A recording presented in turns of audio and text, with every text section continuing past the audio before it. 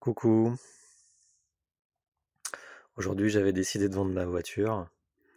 Je sais pas combien je pouvais avoir comme somme d'argent de cette vente. Euh, je voulais déjà l'estimer. Donc je suis parti pour la vendre. J'avais repéré un garage et je m'étais dit avant, parce que j'avais quand même quelques hésitations, de recevoir un signe positif, quelque chose qui me permettait de voir que la vie était fluide ou un signe négatif à l'extérieur de moi ou dans mon corps.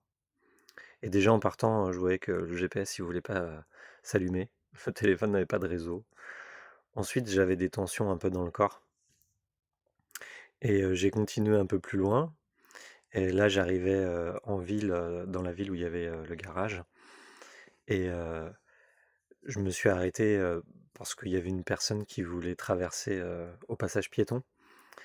Et il y a une autre personne qui en a profité pour traverser à ce moment-là. Et du coup, il a voulu marcher un peu vite pour pas me faire attendre trop longtemps. Et il s'est croûté devant moi. Il était complètement aplati sur le sol à plat ventre. Je me suis dit, je crois que c'est un signe, ça, quand même. J'ai quand même voulu explorer un petit peu plus longtemps.